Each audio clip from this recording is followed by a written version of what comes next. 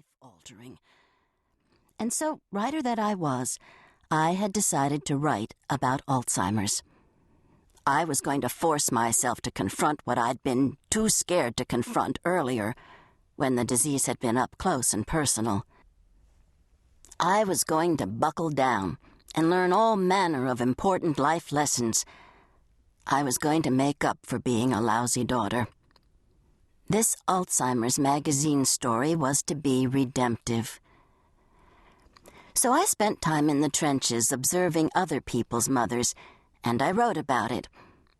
I peeled away maybe a layer or two, but I didn't feel much wiser.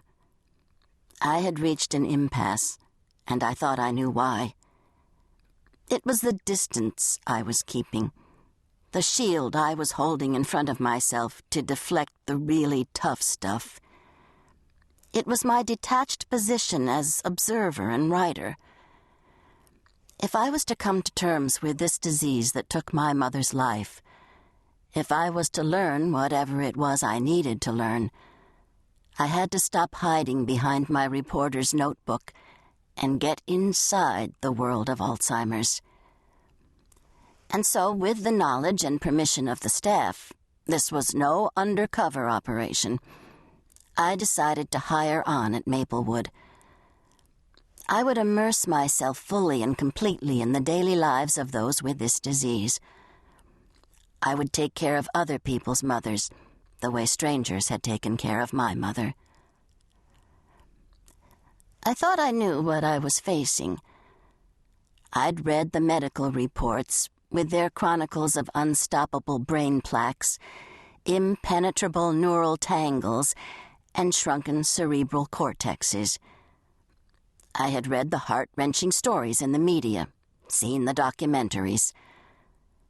I had experienced my own mother's demise, her 5-year transformation from the dotty aunt who makes you laugh at the occasional inappropriate remark to the old woman who can no longer feed herself. This was a disease that fractured life, that erased the past, that scoured the body of its remembered self. The portrait of Alzheimer's I had in my head was unremittingly bleak. I figured I could stand the job for maybe 2 weeks. There are 5 of us waiting in the lobby of Maplewood at 8:20 the next morning. 3 women in their early 20s, a thin, sandy-haired young man who looks as if he doesn't need to shave every day, and me. Christine, who worked her way up from RA, resident assistant, the bottom-rung job I'm here for, to MA, medication aide, the shift supervisor empowered to dispense meds, to her current position of resident care coordinator, is running the show.